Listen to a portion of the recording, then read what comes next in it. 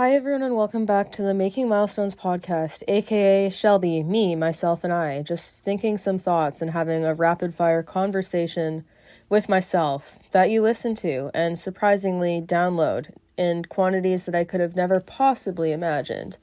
Because this really just is a stream of consciousness podcast. I do very minimal editing on mine, especially if they're not podcasts where I'm interviewing someone or featuring another person in the podcast. It's literally just me talking at myself for extended periods of time and just continuing on and on and on and on.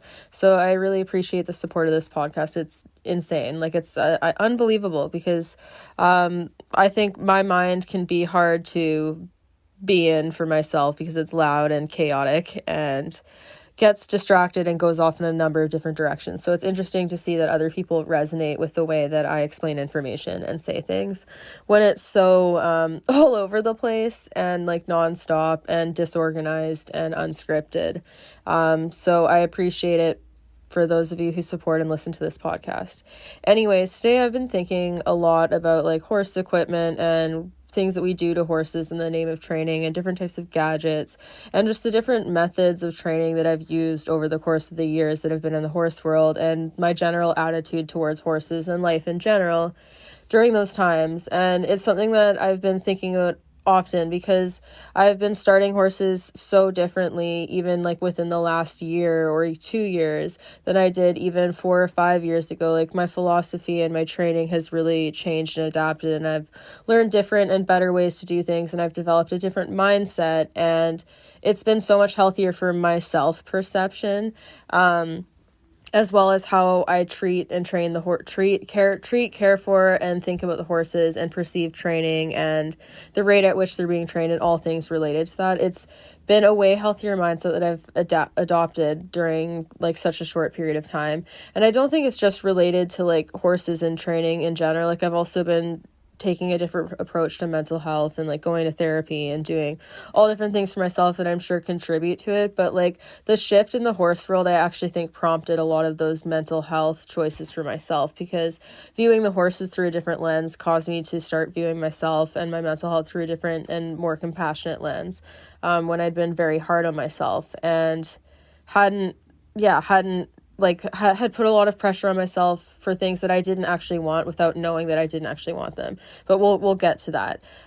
So it's been a huge shift and a huge change. And I think about a lot because I see like comments online that remind me of things that I used to say or things that I used to believe or things that I used to be told. And they're defending things that I now vehemently disagree with, and no longer do and no longer support and haven't done for a number of years. So it's been a big shift, and when things make me think of that, there's just this whole rabbit hole of thoughts that it goes down. And I was just thinking about some differences in my own training, and just general thoughts of how like my mindset has shifted to believe the things that I do when I was so on the opposite side not even that long ago. And I wanted to talk about my journey in hopes that other people might resonate with it if they're not currently on the same page. And for people, like I know a lot of the people who like literally hate me and everything I say and just think I know nothing probably don't listen to my podcast because I don't know if they could stomach to listening to me talk nonstop for this long. So if anyone has sound bites that they like from this that might resonate with the people who need to hear it, or might be a different perspective of like explaining something that you've been trying to get through to them, by all means take them out. I always appreciate credit because it is my brain and my voice, but you know, like I also say a lot of stupid shit sometimes and bad jokes. So I mean, you win some, you lose some. But yeah, anyways, feel free to take sound bites and share them or use them in posts if you don't think people will watch the whole podcast, because I'm not really doing an awful lot if I'm only reaching people who are already agreeing with me. But with that said, I know I have reached people that disagree with me, but I think that the podcast in specific allows for like a unique insight on my philosophy and how I think, and also like my past and memories and like different things that I've done, because it allows for such a variety of conversation in a fairly short period of time overall. So I feel like on the podcast, people actually get to know where I'm coming from more, which is unfortunate because the content that people consume the most is usually short stuff on like TikTok, or Twitter and Instagram and stuff, where there's less of an ability for conversation and also less room to thoroughly explain things, or even YouTube, where they don't typically listen to the whole thing, whereas you can listen to a podcast when you're doing something else. So people are more likely to hopefully complete them and actually, or listen to most of them. But yeah, a lot of my other content that I release is listened to on platforms where people are just looking to consume content quickly, so they're quick to make assumptions and jump to different viewpoints and ideas and beliefs of what I think and like where my mindset is coming from, which makes them feel more judged, and also they understand my point less. So I think the podcast allows for me to explain things a little bit better so people can actually understand where my mindset is coming from, and that even when I disagree with something, being like unwilling to say something like, oh yeah, it's totally fine and chill to ride your horse in like X piece of equipment that at its core is about making the horse uncomfortable so that the person can skip steps in training. My stance being hard and fast in my beliefs and where I stand on welfare now isn't me thinking that people are like horrible people who cannot be changed or that have no redeeming qualities if they engage in the things that I no longer believe in, because I did those very things while I still loved and cared for my horse, but my view was just so skewed and ignorant and not wanting to believe the truth. So like I was in massive cognitive dissonance, so I wasn't ready to hear it, but I still loved my horse. It wasn't that I was like maliciously out to hurt horses. So I can understand that people can hold the beliefs that they do and they can be causing their horses harm in theory without trying to maliciously actually cause harm with the purpose of just being cruel to their horse. Like most horse people aren't actually trying to be deliberately cruel, but there's so many layers to normalize cruelty and just like lack of empathy towards horses that we're encouraged to participate in from such an early point on in training that it's hard to not get into that mindset unless you're very fortunate to have come into the horse world at an age where you're more able to think for yourself and less naive and less likely to take other people's words as gold, or you have really good influences when you come into the horse world, or both, because there's such an echo chamber with these types of normalized practices, and even just like the availability of equipment and all the tack stores you see it at, or how commonly it's suggested by trainers or in Facebook groups or by other riders. Then how normalized it is makes it seem like there is no other way. So people don't know that there's a way out and they can't fathom things that they've never had to think about and never considered and never been taught. Like you can't imagine a sense that you've never sensed, you know, like learning different aspects of equine behavior and becoming more sensitive to how they actually think and undoing all those old biases is like developing a sixth sense.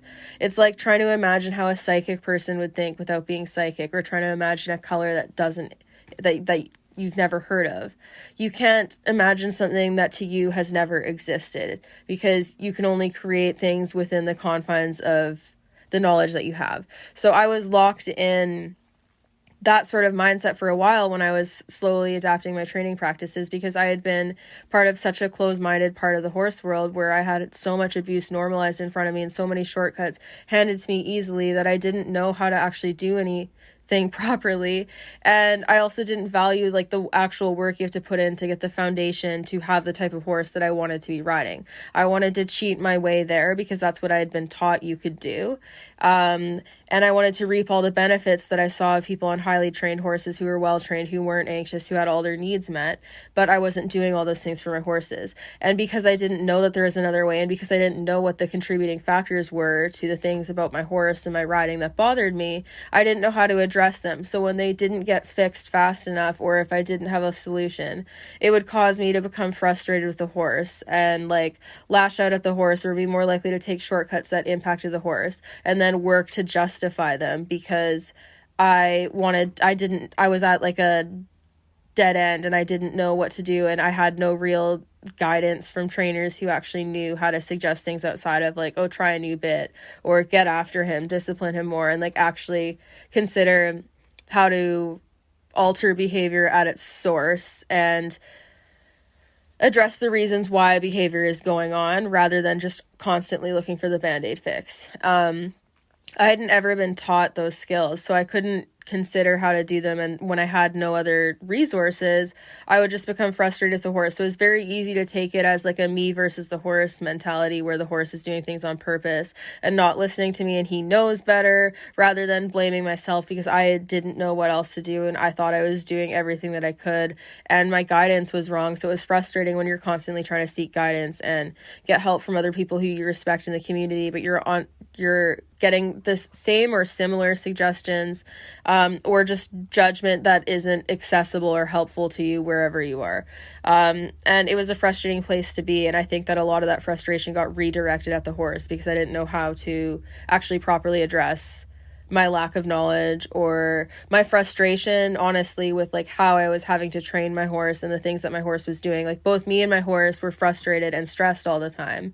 And I couldn't really properly address why I was stressed or upset at that time. But now that I've made so many changes in how I do things and how I work with horses, I've realized that so much of that frustration and anger that I felt towards horses that caused me to look for shortcuts in training or lash out and punish my horse was actually coming from my lack of willingness to actually want to train like that, but feeling there was no other way. Like I had no other solutions that were being taught and accessible to me that made sense to me. And I had been so misguided for so many years that like completely turning that all around seemed like it could not possibly be true, and that like everyone else was lying to me because so many people had been lying to me about the right way to do things with horses for so many years. So then when you're encountering evidence that's actually factual and like scientifically backed that conflicts what like thousands and thousands of horse people support and what so many people, like a large percentage of people in the community, support directly in front of you, it feels like it has to be fake, because how could it be possible that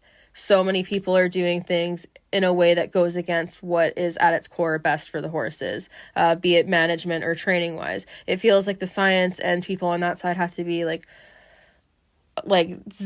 zealots and like just overzealous about their points and just like taking things to an extreme because it feels so extreme compared to what you have been taught, because we've been so far off base. And that frustration got redirected at my horse again and again and again. It never helps the problem. And even with stuff like training aids, I've been thinking about this. Like people are seeking the goal of having this well-trained horse that carries itself well and has like properly developed muscle, but they want it quickly because they've been taught by so many role models and other people in the horse world that they can just go out and get these things quickly, and that if you get like X piece of equipment or magical bit, that it'll solve your problems and your horse will get to that point quicker.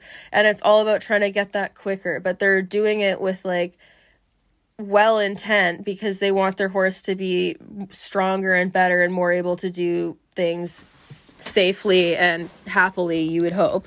But they're going about it in the wrong way, because like let's talk about different types of bits and equipment. Like even first we'll start with like draw reins or martingale or like anything like that, like Chambon's lunging rigs, Pessoa lunging rigs, anything that has any impact on like the bit or the head and where the horse is carrying itself, but especially things like draw reins and side reins that pull the head in and are about like trying to manufacture a position by pulling the horse's head down. These are used with good intent, trying to teach the horse how to carry themselves properly, but they're missing the mark, because regardless of what the goal is, even if the horse is holding a position that in theory is building the correct muscles, if you force that position for too long past the point of muscular fatigue, the horse is going to have to compensate in some other way using some other part of its body when the muscles that are underdeveloped can no longer sustain what you are asking of them.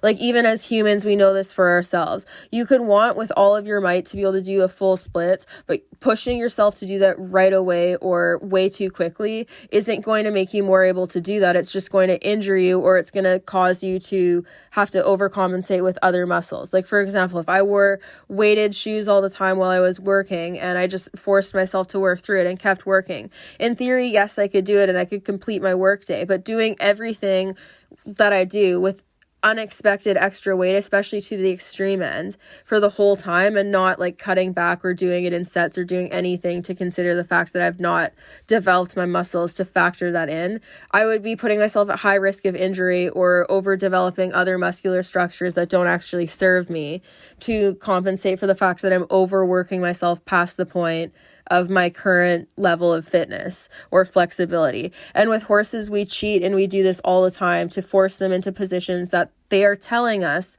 with their behavior and their bodies they are not able to sustain for the amount of time that we are asking. But since people are impatient and they don't want to wait, and they've been allowed in our culture to force horses to do things like that, they just use whatever they can to make it happen quicker.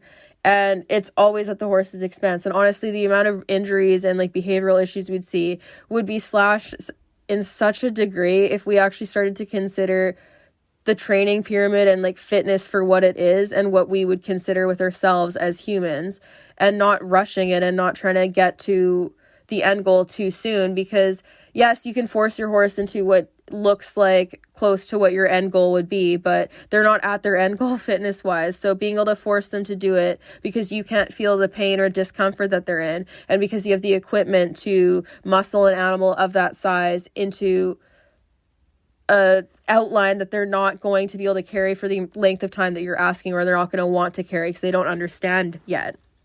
Being able to do that does not mean that it's suiting the animal's well-being physically or mentally. Nor does it mean that you're actually doing it properly. Like, you can try to cheat your way through any type of exercise or sport, but if you're not actually training yourself properly and like developing the muscle and endurance and fitness that you need to do properly, you're at way higher risk of injury, and you're also at higher risk of just burning yourself out. And that's as a person who has way more consent involved when you're deciding to do anything than horses do. Horses don't understand the purpose of anything that we are asking them. They don't know what they're actually doing. They're just trying to exist in a human world. And that's why it's even worse that we're doing things that affect their bodies physically and also affects their minds mentally, because it's putting them in such a predicament that is so uncomfortable and just sustained discomfort. And then anything that they do to try to voice that discomfort is often ruled as bad behavior and then punished. So they're constantly forced to do things that hurt their bodies, and then they're gagged in their communication and punished for communicating. And how can you have an athlete like that actually enjoy their job and not feel like they're in an unfair situation? When they're not allowed the time to be conditioned properly and more comfortably. And they're also not allowed any voice to voice when something is too much, or when it's painful, or when they cannot physically do it anymore without being punished and pushed harder. And when they also don't get to technically consent to any of the above. You can't. And this is the horse world. And like, people often, when I say things like this, they take it as me attacking the entire horse world and like being like, oh, you're calling everything abuse then. And it's like, no, I'm saying that there's a very pervasive problem with the culture of horse riding and training that needs to be completely turned around. Because I'm not saying that we can't accomplish the same types of things that we've been doing with horses, using them with sport. I'm not saying that in itself, the idea of using them for the things that we do, is the problem. It's how we go about doing it and how selfish it is for human interests, because what we're doing is constantly putting the horse second in order to get to the end goal. And then it's done in this weird gaslighty backhanded way where it's like, oh, we always put the horse first. And it's like, okay, but if that's true, then why is it so common to see horses not allowed to socialize because it's easier for human purposes, or not allowed out in large enough fields where they actually get to move around, or paddocks even, because they could get injured, or not allowed to do like normal species appropriate behaviors because people want to do it their way? Like, that's without even factoring in training stuff, like horses not being allowed to voice discomfort, horses not being allowed to actually build muscle at a reasonable rate that is healthy and safe for them mentally and physically. It's all about people rush and following on that timeline.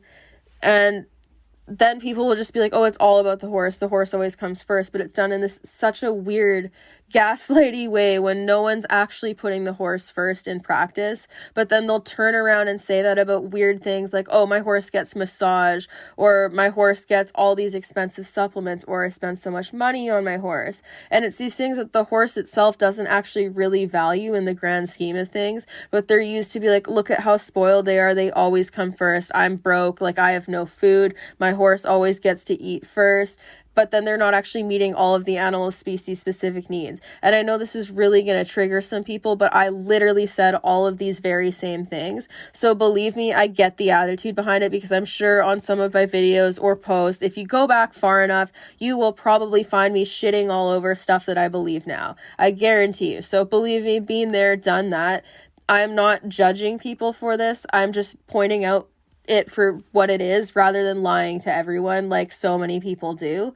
And I think that's what makes people think that I come off so aggressive, because they think that I'm attacking them, when it's like, no, I'm attacking a culture that you were a part of and participating in, because that's what you've been indoctrinated into and trained to do by so many different people, and now you're scared of the way out. So I get it. It's not a judgment on you, but at the same time, I'm so tired of coddling people. I don't want to lie to people about scientific evidence, or like lie to people about what is actually, like, when you come down to it, what is actually the best way to care for horses, and how unideal so many normalized forms of horse care and training are for horses. I'm so tired of lying to people about that. Like, I don't want to have to like be like, oh yeah, like, it's no problem that like 90% of horses probably spend more time in a stall than outside. And on top of that, the stalls often offer no social interaction with other horses. Like, I don't, like, if people want to believe that, I don't owe it to them to cater to their delusion anymore, especially when I've dragged myself out of that very delusion. I know exactly where they're coming from. And if people would sit down and talk to me about where my opinions come from before they get really defensive and start like dragging me as a trainer or a horse person, or calling me like a tree hugging hippie, or making fun of the fact that I haven't competed at high enough of a level or something, they'd realize that a lot of my ideas would probably actually better their ability to use their horse in its current state if they tried it.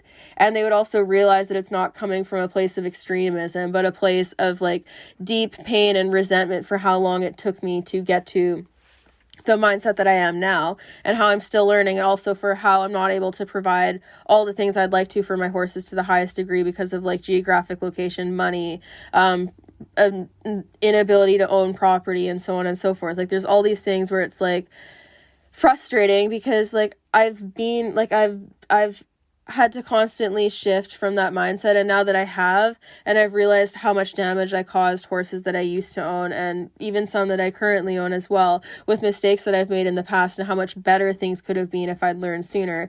It makes me really frustrated to listen to people constantly just enabling the delusion of others, or viewing it as like meanness to share information, because disagreeing with like the way someone does something or certain practices, or not believing in it, or not thinking that it's the best way or most comfortable for the horse, or the nicest way the horse can be handled, doesn't mean that you dislike someone as a person.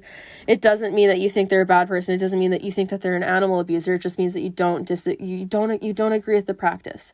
But it's so like, since the horse world is so heavy on like the traditional side of things, and doing so many things that are so normalized, but also so linked to immense welfare issues in horses, since there's so many people that are doing all this, they're so loud that they can basically try to bully other people who are well-intentioned and have done research and do know things into silence, by making them feel like they're the stupid ones, because there's so many other people on their side willing to agree with them and blatantly deny what like all this scientific research is showing us about modern horse care and training practices. So it's really like that's why this whole situation in the horse world frustrates me so much, because it's basically like framed as like bullying almost if you even criticize normalized practices. Like, even just something as simple as like a bit or a piece of equipment, it depends on what equipment it is or who sees it, but some people will go off and like blow it so far out of proportion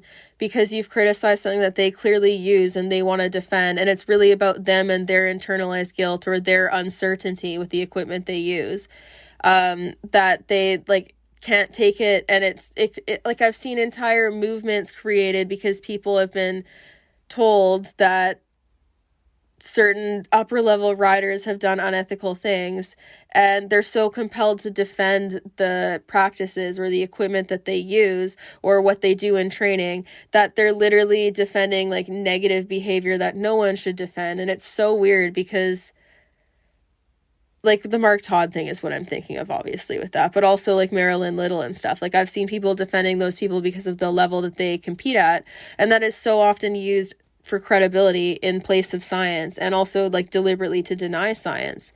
And it's so frustrating. Like, this is why I refuse to kind of, like, just because people's feelings might be hurt by me saying that, like, best case scenario, your horse should be, yes, turned out and have free choice access to forage, and that, like, stalling is largely unnecessary and, like, almost 100% related to personal preference of, like, people and how we've built, like, modern horse care and living situations to be incompatible with what horses are actually supposed to have. Like, that doesn't mean I'm criticizing people who have to use the world that we've created, but it also doesn't mean that I don't think we should have the discussion that we need to in order to start encouraging the building of a new one and starting to modernize what we have. Because even with existing barns and whatnot and existing training practices and training programs, there's ways to better the way we've been doing things and start to alter mindsets that aren't about completely flipping the world on its head and going to the very other extreme. And with like training gadgets and stuff, I think that's a big one, because this isn't to say that any and all training gadgets shouldn't be used, because like something like a running martingale for like a child riding a horse that may or may not throw its head or something can just be a safety thing so they don't get nailed in the head. It doesn't necessarily need to be impeding the horse's every move if it's being used correctly. Should it, in a perfect world, not be necessary at all if the horse is well trained, well managed, not in pain, and like not stressed, and so on and so forth? Yes, absolutely. But is it always realistic in a practical world? No. Now, things like draw reins, 99% of the time, in a practical, reasonable world, if we actually put the work in required to build horses up properly and addressed underlying stress and pain behaviors, stuff like that would be completely unnecessary, because they're largely used to force horses into a position that they're not yet ready to carry. And even a rider with the most excellent hands and the most excellent feel cannot feel exactly when their horse fatigues and can no longer manage the neck position they're asking them to carry, because of the nature of the physics of draw reins. Like, they amplify pressure, they're a pulley system, and that means that when the horse does lean on them, or when they start to fatigue, and when you can't fully see their face and their eye to actually see what their face is doing and how they're looking stress-wise, and also when most people don't know how to read those subtle signs, you have no real way of knowing whether or not your horse needs to relax out of the draw reins and be let out to like change their nose position, stretch their nose out, lift their head, like uninvert, and so on and so forth. And also, even if you're nicely suggesting to your horse to lower your head, if their head with draw reins, like some people say, they'll like it's like a suggestion of where they should put their head. It's still a pulley system. So what nicely suggesting is consistently asking the horse to lower their head if you think it is too high. And that is also up to individual interpretation, which again could be asking the horse to carry a position that they're not yet ready to carry, or that they might be carrying for some number of reasons that aren't being considered. So stuff like that, I think, is about the humans' convenience over the actual well-being of the horse. Because honestly, even something like, and people probably think I'm crazy, like people in the show world are probably like, this freaking bitch, like she is so annoying, this tree-hugging bitch. But I'm gonna say it, call me pop clicky bitch, but a target stick. If you want to teach your horse where to carry their neck, you want to know what works better than pulling their head down forcibly by the mouth, assuming they're wearing a bit, because I've literally never seen someone who rides bitless use draw reins. Is that even a thing? Anyways, a target stick.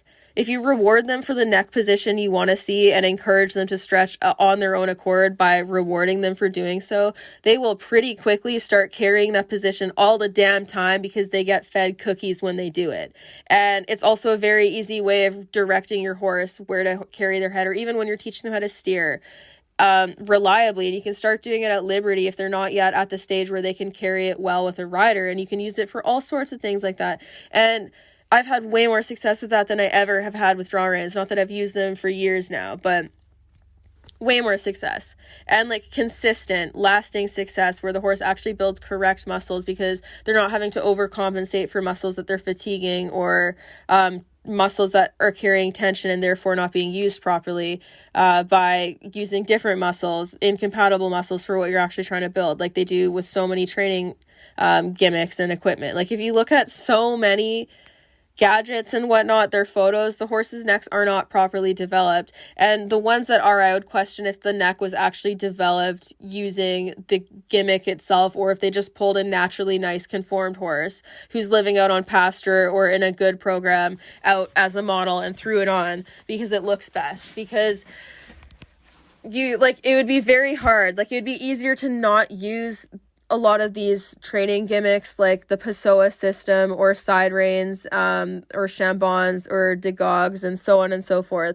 It would be easier to use most of these things with the general person's knowledge and the average way they are used. It would be easier to train your horse how to go correctly and build that muscle without them than it would to try to maintain the near perfect use you would need to have of a piece of equipment, and how easily you need to be able to read your horse when you're taking away your ability to have that feel because you're using a piece of equipment in place of your own personal feel of the horse and just riding the horse. So it would be easier to do without the equipment, because the perfect use that you would need to maintain to use the equipment as properly as you'd need to avoid so many of the functional problems it can cause your horse is not really reasonable, because most of the people who are compelled to use these types of equipment are lacking the experience that they would need to realize the full repercussions of the wrong use, both mentally and physically, for the horse.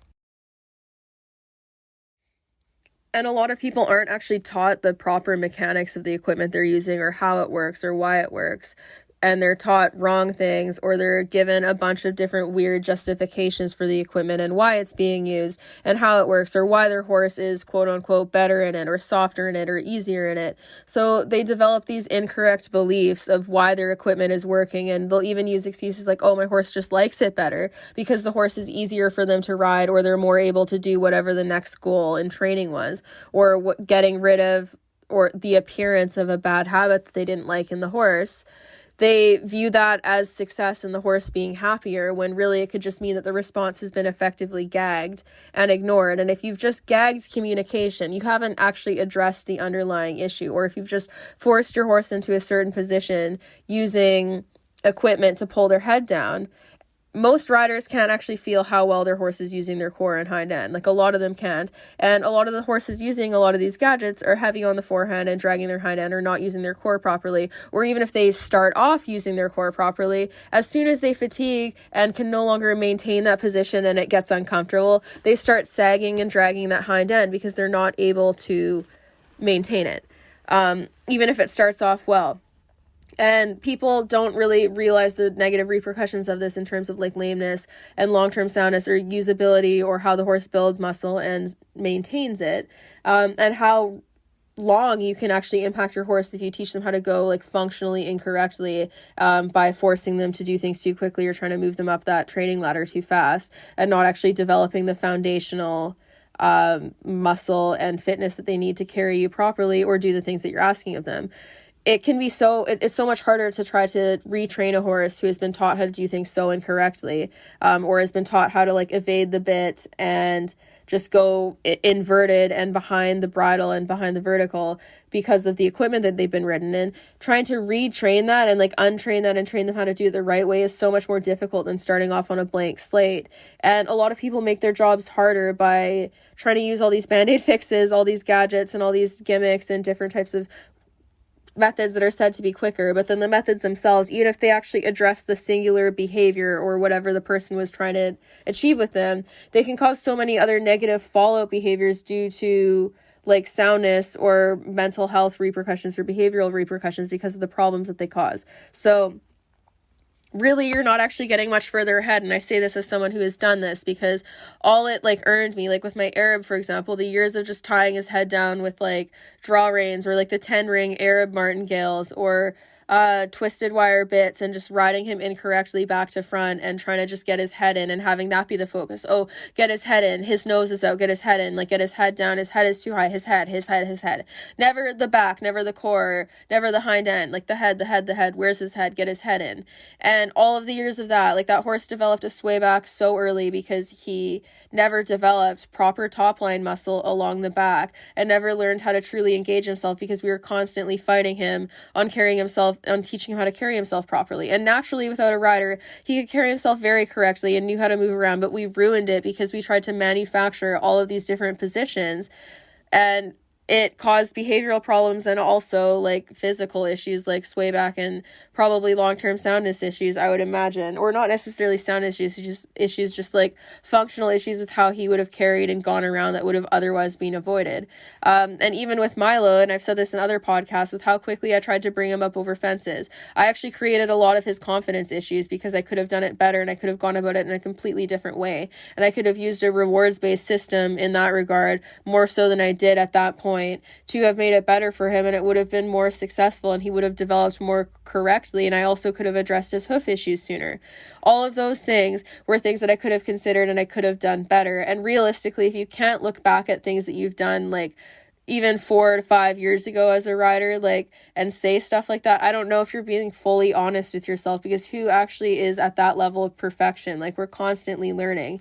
If you can't look at things that you've used to do when you've supposedly learned more and go, yeah, I wouldn't do that now, or I would do this better, then have you really learned? Because with him, there's a lot of things I could have done better. And like, I've had people try to use that as like a gotcha against me when they don't like something that I'm saying. And it's the silliest gotcha, because it's like literally all you're doing is pointing out my personal growth and the fact that, yes, I've made mistakes, but now I'm trying to correct them and also encourage other people to do the same. So what am I supposed to be ashamed of in that? Like, if I started Banksy the exact same way I started Milo and went through the same thing and the same problems and made the same mistakes, then people would have every means and every right of saying that. But I'm not going to do that. And Banksy's already so much further along, both like physically and mentally, than Milo would have been at his age, that like I've already more than achieved that.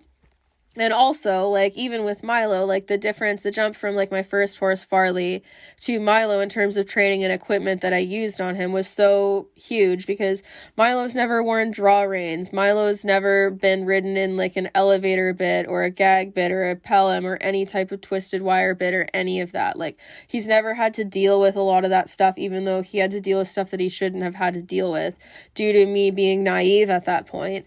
But he survived a lot of things that Farley had to deal with for like years, like even like the whole lack of turnout thing and all that jazz. Like, Milo was like on the redemption curve of that, where turnout was much more of a priority, and he was fortunate because that was something that I was way more conscious of when I had him. So there was already some huge changes just from like that jump and like leaving that era of like horse ownership in the Arab circuit to there. So it's interesting to me, like, how eagerly people are pointing out, like, my flaws or mistakes that I've made in the past in a desperate attempt to try to evade whatever flaw they feel I am pointing out about themselves or people that they respect.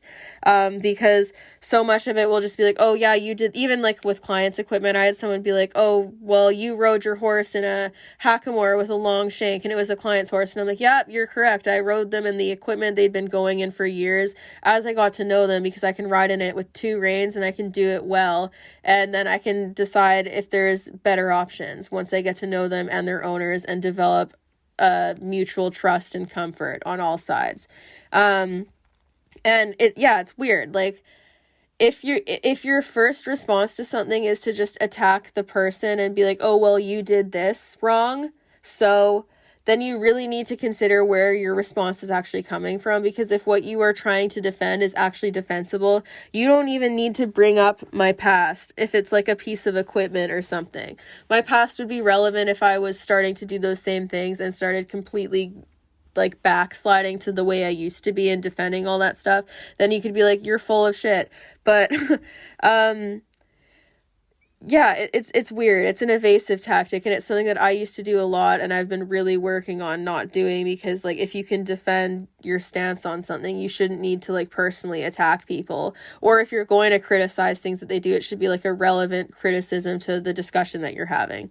And it's been something that I've been trying to get more conscious of, because like, when I felt defensive when people would present me with information that I didn't know how to refute, I would do things like that were like unfair low blow attacks that had really no real defense on my side. And that was when I wasn't really as open-minded to trying the whole positive reinforcement thing, and when I felt like attacked by a lot of what people people were saying, because it was such a heavy criticism on what I had grown up around so heavily and what I had already started to stray away from and develop more ethical methods than what I had learned. So then being told that like it still wasn't good enough was like a huge trigger for me, and it caused me to like respond to it in a way that wasn't necessarily fair, when really I should have been responding to it with like curiosity and being like, like, well, like, what if this works? Or like trying to understand it a little better than I did, at least, even if people weren't always necessarily presenting it in the right way. But I responded with defensiveness because I already had some like internalized insecurities and misgivings about the way I was doing things with horses.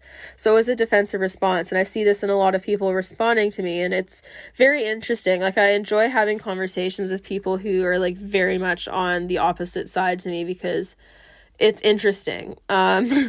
It reminds me of like how I used to respond to things and how I used to do things with my horses and justifications that I used to use. But it's also really frustrating sometimes, because you're just like, wow, you're really laying into this. And also like where I stand on like my socials and stuff, where I would say it's like a little bit different than maybe the average person on social media, where like I'm posting a lot of videos just to my own account. So the way I view discussion is that if someone thinks I'm just a moron and really doesn't agree with what I say, and like what I'm saying is not harming horses, if they don't care and they just think I'm full of shit and I know nothing, then they don't need to like personally attack me. But when people make this whole hate parade about me, and dedicate like days and days and days or weeks and weeks just to like personally insulting me and commenting on all my different videos, or making a bunch of different videos about me, and like about me in specific, not the points that I was making. Attacking points that I make is totally fine. But as soon as you start going, oh, you're just like a stupid idiot trainer who has no real credentials, it's like, that is, first of all, untrue, like just objectively untrue. And it's just like, what does that have to do with any information that I'm putting out, especially if the info being used is not coming from me, myself, and I. But it's interesting is when people respond that way, it tells me right away that it's like more about themselves than it is actually about me. They're lashing out at me and I'm just the mere fixture for their anger and animosity. Because honestly, most of the videos that I put out most of the information I put out in my videos is not coming from myself. It's coming from people who have more experience in the horse world, who have already studied these things and experimented with them. And yeah, some of it I have realized in like my personal work with horses and noticed that it's like upheld anecdotally for myself. But a lot of it is research based and also just like functionally based with like the physics and mechanics of how equipment works and acts on a living body biomechanically. So most of it's not actually coming from my personal opinion when we're discussing science-based things and like ethics things.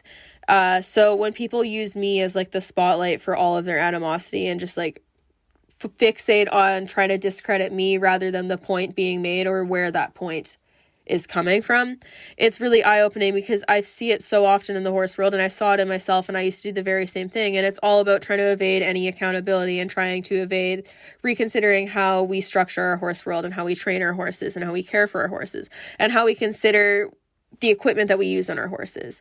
Because generally speaking, there's room for improvement in any type of industry.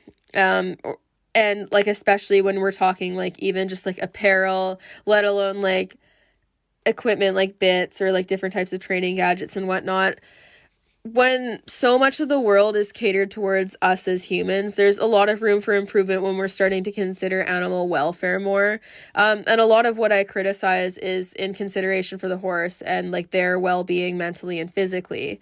And if people want to pretend that they're caring about the well-being of the horse, or if they actually want to have that be a forethought for them, and at the top of their concerns for their horse, if that's actually what they want and if that's how they want to be perceived as a horse person, then that comes with considering the fact that a lot of the normalized equipment that you've traditionally used might not necessarily be at its peak in terms of comfort and ethicality for the horse.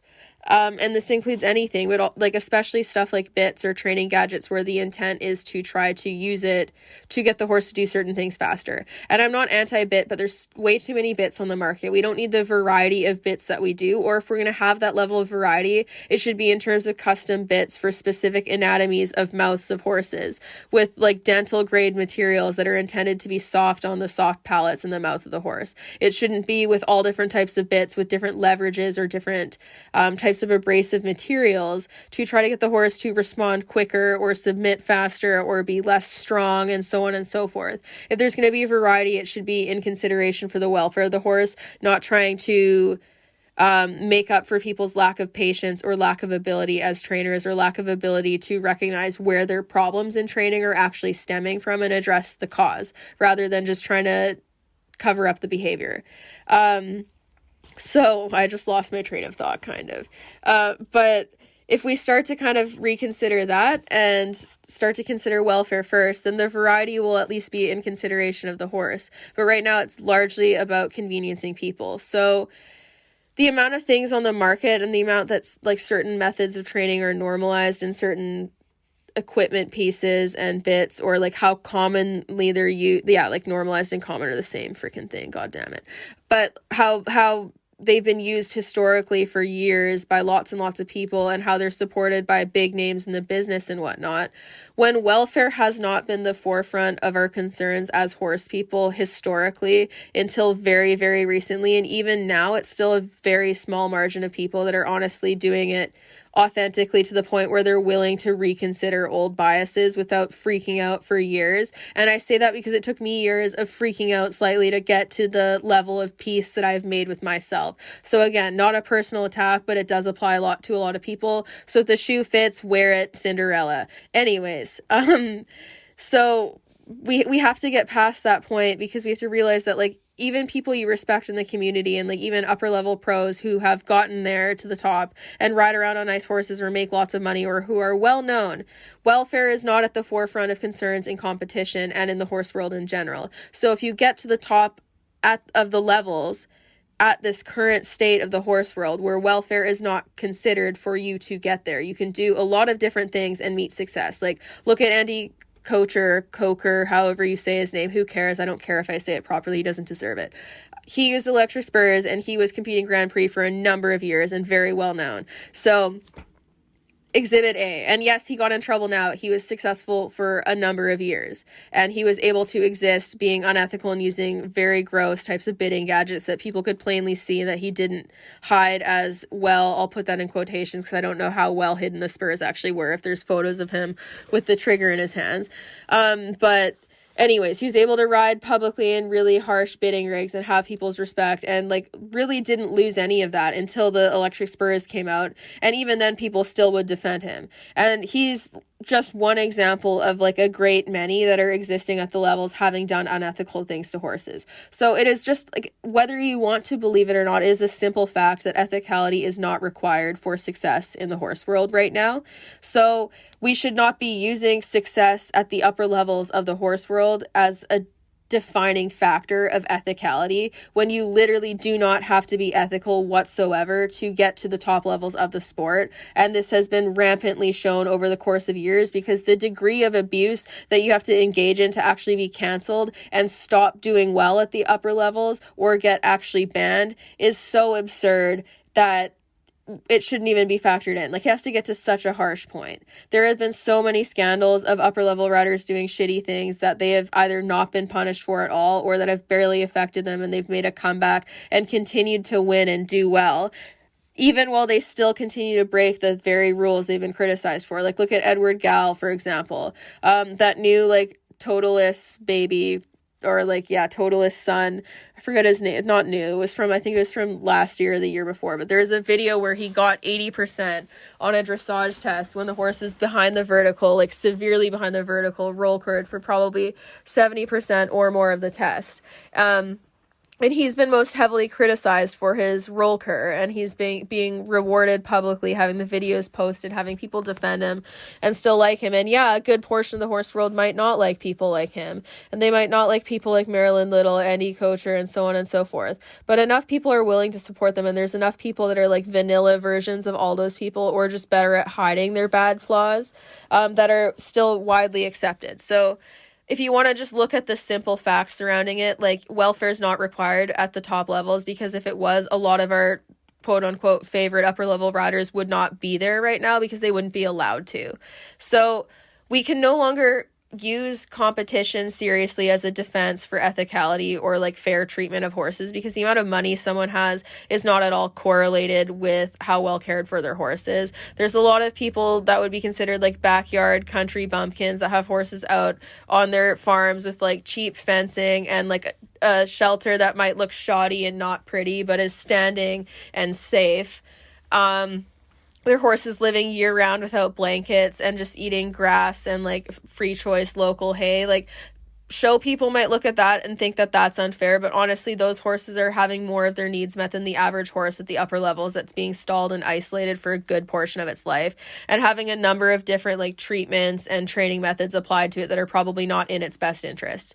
So the fact of the matter is, welfare is not a consideration for success in the horse world. It's not a marker of success because it's not required to succeed. You can be very unethical and meet wide success. Arguably, in a lot of cases, the more unethical you are, the more success you might meet because you're more willing to do what it takes to be rewarded in the sport, since welfare and ethics aren't at the forefront of concerns.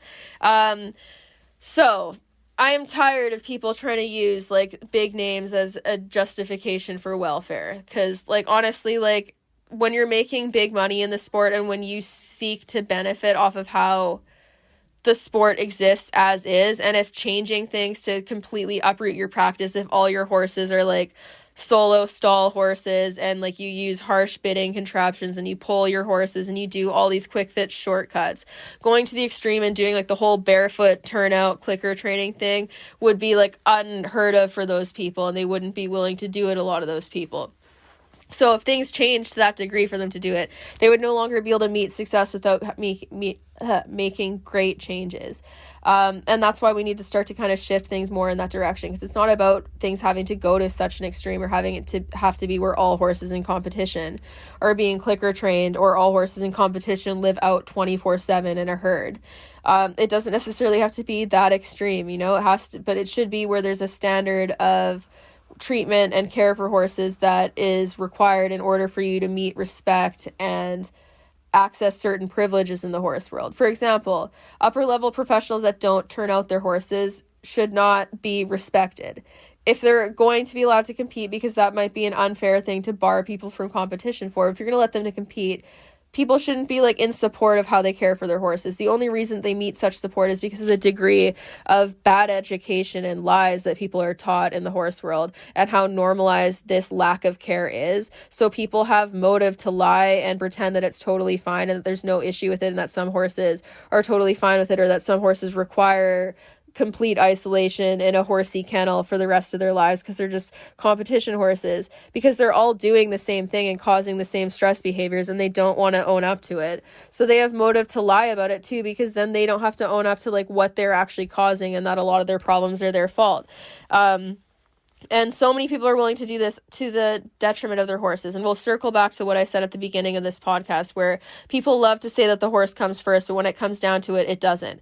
You cannot say, even if in your life you look at you've said the whole, oh, well, like so-and-so at the upper levels does this, or like they're an upper level rider, or you used any form of human viewed status in competition to justify care of an animal, then you cannot say the horse comes first, because status and the amount of ribbons you win do not correlate with welfare, as we have mentioned, but also they have absolutely no correlation with like meeting any sort of species specific needs in general, like unless the competition itself actually requires that you're doing that in order to compete. So using that as like the justification to say that like this is fine to do is failing to recognize how you actually define welfare and what is fair to horses. Just because a lot of people in competition do the same things and get away with it and have horses who are quote unquote quirky, doesn't mean that the horses actually need that care. Actually, on the flip side, especially if you look at scientific research and actual statistics surrounding this, those horses that are quirky and weird or can't handle being around other horses or can't handle being out in a bigger pen because they go crazy are like that because of the way they've been cared for, not because of the sport they're in. It's the sport that normalizes this lack of care, not the lack of care that it's the sport the people within the sport that normalize the lack of care that causes these behaviors, not the sport that causes these behaviors themselves. It's the care that is normalized in the sport, because there's people who do things well that have these awesome horses who have none of the quirks of these upper level competition horses or top level race horses or so on and so forth. And it's because of how they've been handled. And attributing it to anything other than that is doing people a disservice. Like, obviously, genetically and behaviorally, there's going to be some level of variation, but competition horses aren't nutcases who cannot handle socializing with herd animals as they are intended to because they're competition horses. They're like that because of how they are treated as competition horses by the people in control of their care. When you care for them properly and when they're raised properly, even when they're at the peak of their sport, even if they may have other quirks that are unrelated to like management and so on, it's not...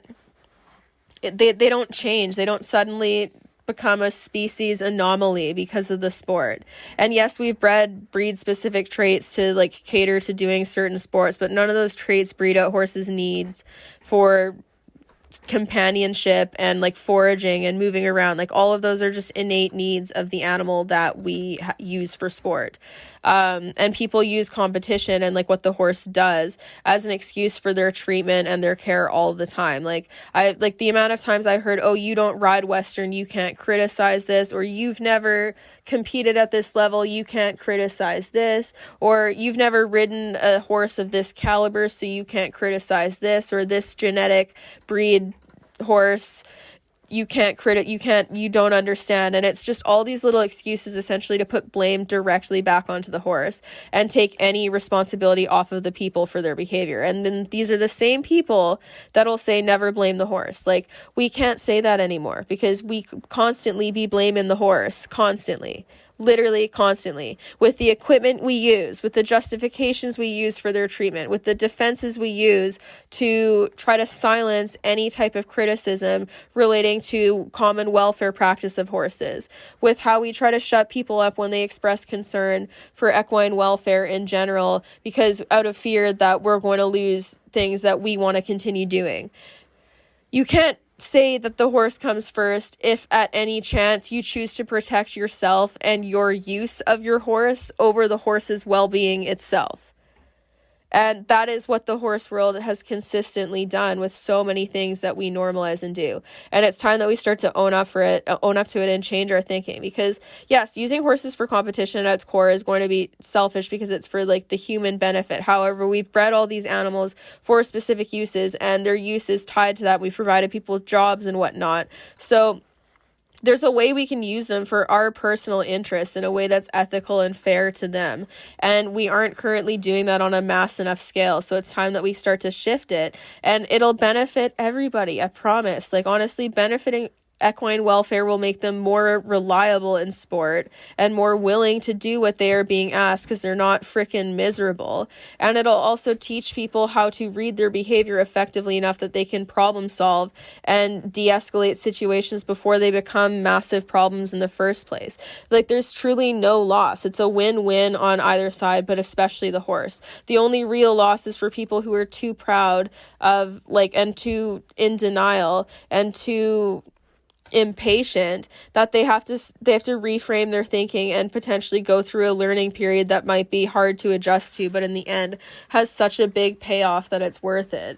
And like, again, I say all of these judgments that I have about these equipments and like training practices and normalized attitudes in the horse world are because I was like complicit in that for so many years, and I actively engaged in those very mindsets and very much believed in them and defended them and was quick to defend so many different people. Like, I even freaking defended Bob Baffert at one time because I was stupid and I didn't look far enough into it first and actually see the degree of atrocities he committed, and I wanted to protect the horse world by defending him, even though he's not defensible. There's a lot of people that just aren't defensible, and if we don't want them to speak for the horse world as a whole, then we need to not continue defending the behaviors that they engage in, that we feel paint the horse world in a bad light. Like, instead of constantly trying to protect and cover up and be like, not all people are like that, or like, some people have soft hands and can use those things ethically. It's like, who cares if it's only some? Like, people need to, like, especially when it's like such a few some, or if the equipment itself is just so inherently aversive that the few some are just people who are denying the nature of the equipment itself. Like, if we don't want the badness of the horse world to be taken as like how all of our mindset is and how we view horses, and if we don't want to be viewed as people who don't value horses first, then we need to seriously do an overhaul on so many of the justifications and excuses that people use to say why they should be able to use certain equipment or training practices or justify their care of their horses. Because, you know, like, it's a lot more fair justification. For example, someone living in a city who has a horse in a small paddock that is, let's say, I don't know, 30 by 30, and it's a shared fence line. Is that ideal from a welfare standpoint in terms of the perfect ideal? No. Are there probably some welfare repercussions because of it? Yes. Is it better than being completely isolated? Yes. If you talk about like the importance of socialization and herd turnout and movement for horses, and someone's justification for their horse living like that is, I live in the city and this is all that is currently available to me, that is a much more fair justification than trying to be like, oh, well, my horse just doesn't like other horses. Because one is trying to deny the presence of a very abnormal behavioral anomaly and very clear sign of stress, and one is acknowledging the fact that your situation is not ideal and that you're making do with what you can, and it implies that you are going to do extra enrichment to make up for what the situation might be missing out on, or at least try to enrich where you can. Being aware that you're not giving your horse the perfect ideal, or aware of where there's room for improvement, or aware of where there's potential for welfare deficit is important. And it doesn't make you a bad owner to admit to that. In fact, it makes you a good one because you're actually being honest and realistic instead of covering up your ego at your animal's expense. Like, people have dragged me for the size of turnout that my horses are in. And honestly, like, I work as hard as I do to provide a better life for my horse. They're going to retire on their Black Beauty style acreage with forest and like creeks and shit, and all together in a herd once I can afford to give that to them. In their current situation, I've mentioned this in other podcasts, like, they have a very large area for where I am, especially when you don't own land and when you're either having to rent or board. Like, they're very fortunate for my area, and if I were to like sell them, unless I sold them very far out of area, which would be risk for sight unseen, they would likely be going into something less ideal, like less of a herd setup or smaller. And if I move away, it's not necessarily going to be a better situation, and finding like a rental property is hard. And full board situations are also hard in terms of like providing a better, more stable situation and having the degree of control that I am able to over their life and living situation to be able to provide for them the best they can. But with that said, would it be better for them welfare-wise for their turnout to be larger? Yes, absolutely. Would it be more engaging if they had more different types of trees and shrubs? Yes, absolutely. Could it be better if I made it into a paddock paradise style environment and put a lot of money into it? Yes, absolutely. Is it practical to do that on a rental property when I'm wanting to be able to afford a house and save for that and be able to do that basically as soon as humanly possible? No, it is not. Will they survive with the enrichment that I have been able to provide them and have adequate welfare with what I can provide? Yes. Is it the perfect ideal? No. Does it get muddy here in the winter? Yes. Do I live in a rainforest? Yes. Did I try to improve the footing this past winter? Yes. Did it all wash away from an unexpected atmospheric river like nothing we have ever seen before? Also, yes. Again, not ideal for horses to be in a wet environment consistently, not ideal, but this year was unexpected, and all we can do is seek to improve for the next time and do better with what we can. But like, being able to admit where there's certain areas of improvement, even if it's not ability to immediately improve, or where there's areas of consideration when you're trying to like basically measure your horse's welfare and how much you're providing for them. Being honest with yourself about that isn't saying that you're a bad owner. It's being objective and looking at things objectively. Like, a lot of animals that we have in captivity aren't necessarily living in perfectly ideal environments, but it all starts with owners becoming more aware of like what they can make up for and where certain stress behaviors are popping up, and how to acknowledge those. Like, if my horses started weaving or doing some type of stereotypic behavior, or some major behavioral change, an indicator of stress, it'd be a huge red flag to me. That would be an indicator I need to change something immediately, or some other type of health issue that's like an immediate need for change. If something like that arose, I would address it as needed and it would be something that I would factor in. But like when your animals are content and you're able to provide for them in the situation they're in to the best of your ability, and you're able to make up for any potential deficits that the situation provides, that's called being a proactive owner. So most of what I criticize isn't about being perfect. And it's also like, this is also directed at people who don't own their own horses, because you largely are at the mercy of what equipment you have to use. All you can do is make the best of the situation you're in and be proactive and self-aware enough, because even if you're riding in a harsh bit that you don't want to ride in, for example, being aware of the fact that it's something that you don't want to consistently do if you had full control over it, or aware of the fact that it's harsher and likely more uncomfortable for your horse, allows you to soften your own behavior and change your awareness of how you're using it, even if you still have to use it because it's not your horse.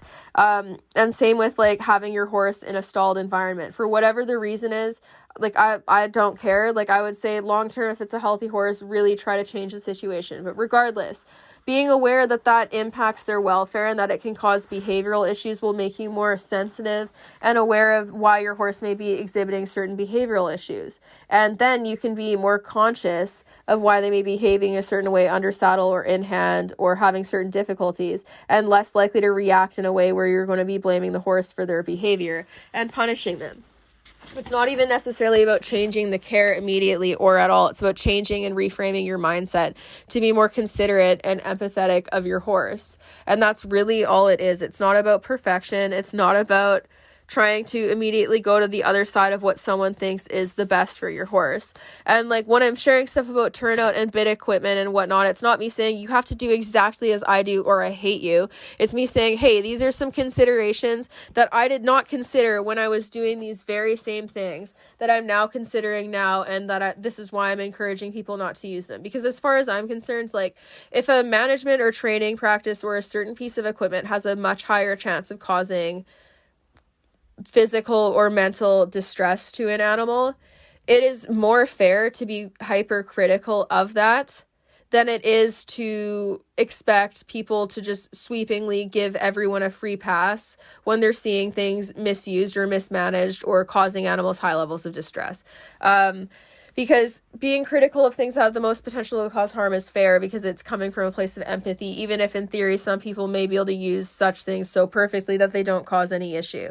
That's coming from a place of empathy. So whether or not you agree with the extreme that someone takes something to, what you need to understand is that the dislike for certain management situations, training methods, or equipments are coming from a place of empathy and concern for the amount of damage that they can cause to the animals that don't handle it as well. Whereas the defense of a lot of this harsh equipment and these harsh methods are coming from a place of defending human convenience. It's not really about considering the horse, because statistically, a lot of the most aversive methods and equipment that we use are really criticized in science and training of horses. So that means that like when there's a high potential for it to cause welfare deficit, vehemently defending those very practices and to the point where you don't think anyone should criticize them is coming from a place of seeking to defend yourself rather than for the well-being of the horse. So that's the clear difference between both of these sides that I see, especially when people refuse to consider the validity of science and really just want to argue the fact that their horse is some genetic anomaly or is just like some special little boy who is way different than what horses as a species have been shown to be. Because the odds of that actually being true are so slim. And even if you own the one horse or like the 0.0000001% of horses that are just like some sort of anomaly, that they like something very aversive, or they don't need to be around other horses, or they don't like forage, or so on and so forth. If you have that one horse that is the anomaly, what you need to realize is that horse is the exception to the rule. So it's not a reason for you to argue against the rule. It's a reason for you to nod and go, the rule still exists for the vast majority. My horse is just a genetic freak, or is like this because of past trauma, or this, that, or the other thing, or some rare health issue, so on and so forth. having the exceptions to the rule, if you're aware that it's the exceptions to the rule, then when people are criticizing traditional practices that are impacting the masses of horses negatively, you can understand that they're not criticizing people like you who have that one anomaly. But with that said, a lot of people who think that they have that quirky little boy who is different than everyone else are just saying that to excuse themselves and justify their motives behind training or their care practices, so they don't have to think about the harder aspect and consider where the behavioral problems are coming from. Once again, speaking from experience. So if it hits and it strikes a chord, I apologize. But again, largely with these podcasts, I'm criticizing my past self. And unfortunately, it seems my past self applies to an awful lot of people who get triggered by what I say. But yeah, if your horse is an anomaly, don't argue against the rule for an anomaly. We need to recognize what as a species serves to benefit the vast majority of horses. And there's a very clear trend, and even across other species, like punishment has a lot of negative implications and rewards-based training has a lot of positive, really pleasant implications for animal welfare and also their participation in training. So it's not just horses. So like, that's the thing that weirds me out about like this whole, aspect of people defending so many of like the very scientifically criticized aspects of horse training and care, is that like they're not even just applying to horses. Like the trends in training animals are consistent across pretty much any species you can imagine. So when you have the degree of horse studies we do that show the welfare implications from a lot of stressful traditional methods versus how positive rewards-based training can go in training and how it mitigates risk to horse and human for injury. When you're comparing those things, and we have the amount of studies on horses that we do depicting those trends, along with all of the same trends on all sorts of different species that are comparable to horses intelligence-wise and also species type-wise, there's really no reason to believe that it doesn't apply to horses just because so many of the horse people in the world are in denial of that fact. And that denial causes us to regress, and we are the self-fulfilling prophecy of a lot of our problems. A lot of the problems that people have with their horses that they use to justify their treatment and care of the horse are actually directly contributed to the welfare implications that the treatment and care cause, within reason. But like, a lot of the issues people have with their horses under saddle are directly related to management or tack fit or the equipment that they use. And people are encouraged to go get more equipment or get harsher or correct their horse more or tire them out more or do all these things to try to gag their behavioral response and get them to listen better. But they're not actually encouraged to address the problem from the source. So then they're perpetually looking to solve a problem that they just continue creating in different ways because all they're doing is suppressing the behavior. And then other problems will always continue arising because you're never actually fully addressing the issues at hand. You're just constantly slapping a band-aid over it. And I had people tell me this way back when, but I never realized it for what it was because the problems that would arise, I couldn't correlate as being directed to the things that I was doing to cause them because they didn't seem correlated. Like my Arabian bolting on me all the time when I was riding, I couldn't consider that was related to him not being turned out enough until I learned about how much turnout impacts behavior and linking it to those very things. And once I did, it was so clear and so obvious. But it took me getting to all those stages before I really realized. So I guess this podcast is kind of just about encouraging people when you hear things and when they make you feel triggered because you feel like they're criticizing something that you do with your horse that you think is fine. Get curious and maybe look into why, or ask the person why they feel that way, or ask the person what made them consider coming to that conclusion, or if they have any studies you can read up on, or any articles, or how they do things. Like, get curious and ask why. Don't just assume it's coming from a place of hatred and judgment about what you're doing or a place of calling you an abuser, because like I said, this is a rampant problem that is arguably impacting the vast majority of the horse world in terms of like management and training practices not being ethicality first, or having things that cause welfare deficits and behavioral problems being taught in mass practice. It's taught to so many different people that like most people are guilty, even people who are now trying to show you different ways of doing things. Most of them were guilty of doing the very same things as you at some point. So it's not people saying that you're completely unforgivable or that you're the worst or that they're saying that you abuse your horse or you don't love them, but also like we've all lied to ourselves at some point, and some of us might still be lying when we say we put the horse first, because if that were true, there's a lot of things that we could no longer justify that are continuously justified. And honestly, even still, like most people can't say they always put their horse first, because sometimes yourself comes first, and it doesn't mean that putting yourself first has to negatively impact the horse's welfare every time. But when it's done consistently and when it's overriding their welfare all of the time, then yes, it does. But putting yourself first in certain situations doesn't necessarily need to impact your horse negatively. It depends on the situation. So we no longer can justify people saying they put the horse first, or like having that be like a horse world norm to say in like all barns, when it's not actually reflected and upheld in practice. And that is like the frustrating thing for me, is watching people continuously defend things that are not ethical or fair, or when there's a better way and they're just not willing to consider or own up to things that are like literal proven facts about like horse care or well-being or their behavior, and they're just in denial. But then they claim that they're in it for the horse, and it's like, if you're in it for the horse, where is the desire for continued learning? Where is the humility and the willingness to own up to mistakes and consider that maybe you didn't know enough about equine behavior, or that maybe there's more to be learned, or that maybe you have been taught things incorrectly? Because if the horse comes first, then that comes above your ego, which means that if you have the potential to learn information that could benefit your horse positively and their welfare positively, you should be jumping at that chance if the horse truly comes first.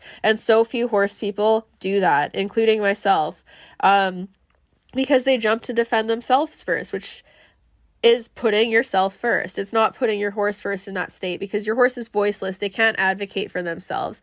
They can't insist that you do things a certain way for their well-being. All they can do is try to show you through their behavior, which they often try to do very loudly, and people consistently ignore it. But they can't advocate for themselves. So in order to truly put them first, you really have to be listening and going out of your way to advocate for them, which sometimes means often means putting yourself in a place of discomfort and potentially being exposed to information that might turn your world upside down and completely change the way you thought about everything, as has happened with a lot of horse people.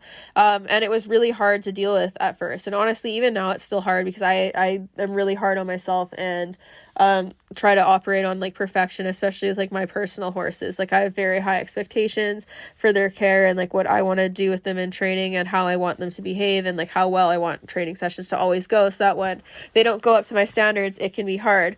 But like completely changing my thought process and kind of becoming more curious and humble and taking their behavior as feedback more, rather than getting upset and kind of getting frustrated at myself and like my ability to do things, and then inadvertently taking it in training like how I have in the past. I get curious, and when they respond a certain way, I'm like, okay, why did they do that? How can I do this better next time? What can I do to improve on this? And become more conscious of areas of improvement in their behavior, even if it's little.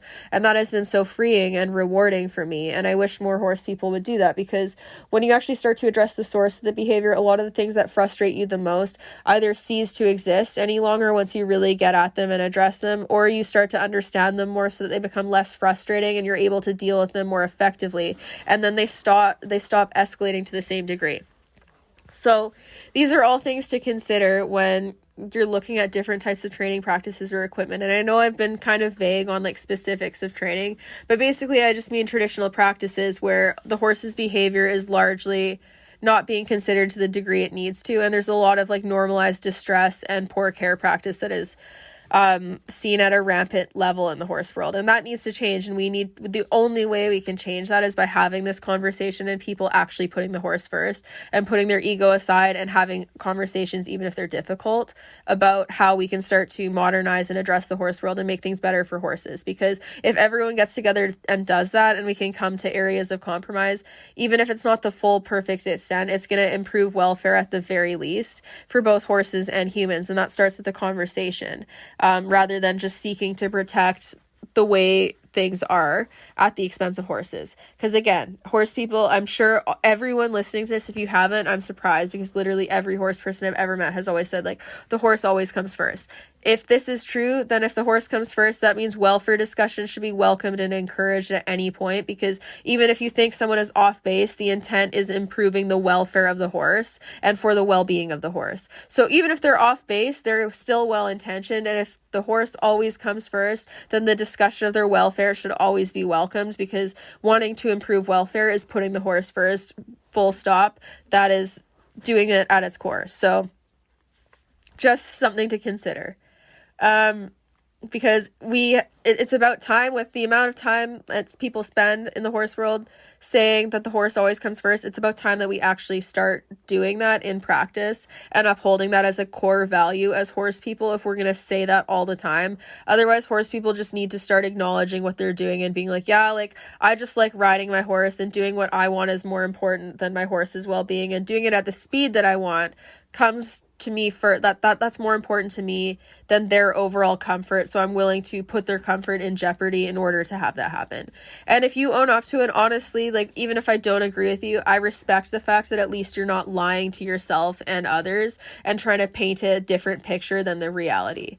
But realistically, anyone who actually means what they're saying when they say the horse comes first, even if they first respond defensively, they should at least be open to welfare discussion rather than constantly silencing it. And the amount of silencing we see occurring in the horse world, and the amount of people we see trying to brush these welfare discussions under the rug, even at the top levels when they're really prevalent in the sport, and they don't even want to consider it, it's really sad, because the same people will say how much they love their horses, and I'm not denying that they do love their horses, but the horse still doesn't come first. It's a selfish love if you're not willing to open the door for these welfare discussions and actually consider how we can make things better, and actually consider the research behind it, because the research is really, really obvious. Like, it makes so many of the core problems so abundantly clear, and it puts them in easy to read format with stats and clear associations for, like, the problem that causes X stereotypic behavior or stress behavior, and what's associated with making horses more dangerous or less trainable, and so on and so on.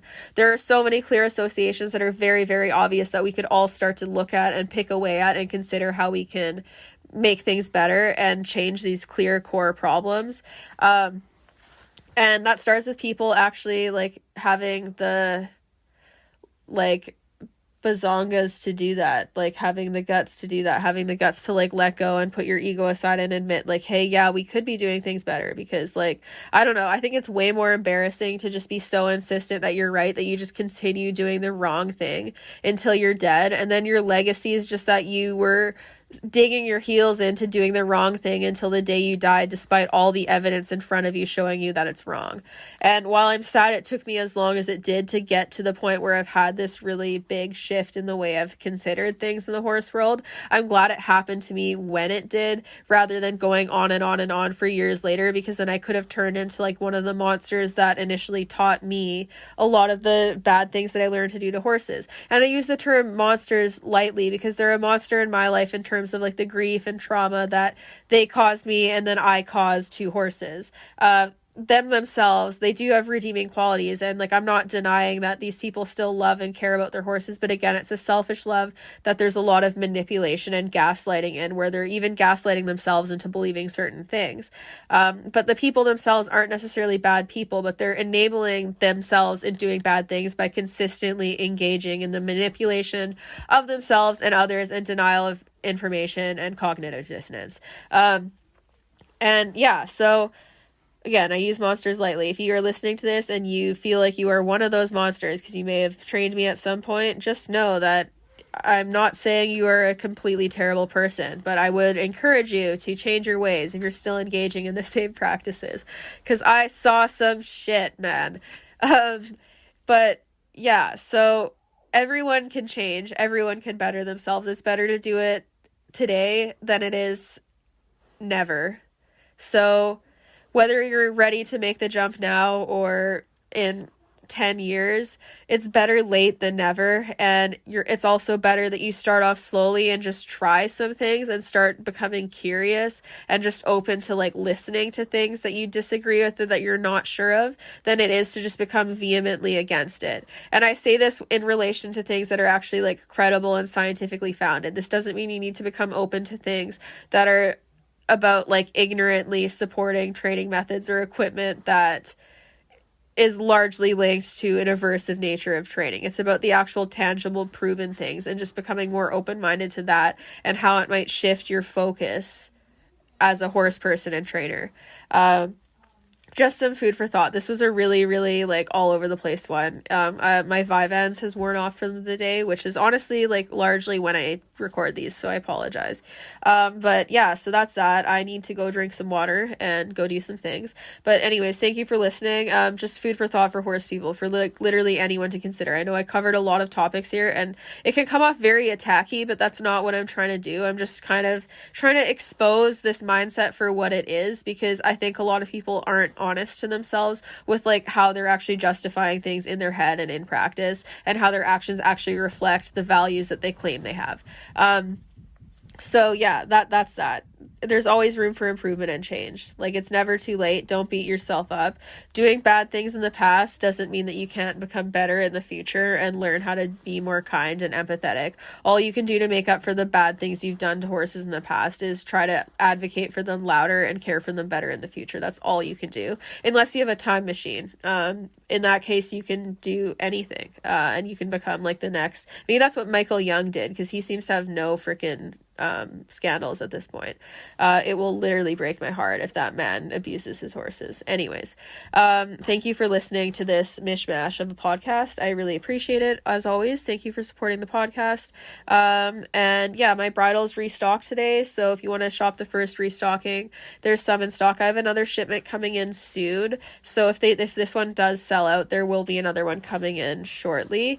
So you can check those out. We're having some big sales on my saddle pad sets and saddle pads, and also some apparel items as well, so you can shop all of that in the sale when you buy a bridle. If you buy a bridle, I encourage you to check it out. All the proceeds are still going towards Milo's immense vet bills and just catching up from that, so I really appreciate the support of my business. And if you like my podcast and you're interested in any training tutorials or training help or behind the scenes stuff, I encourage you to check out my Patreon. It helps support the podcast and just my other endeavors like that, through like allowing people to subscribe for as little as $1 a month. There's all sorts of different tiers depending on what you're looking to access, be it like training help, tutorials, just general support of the podcast, and some behind the scenes product development, and so on and so forth.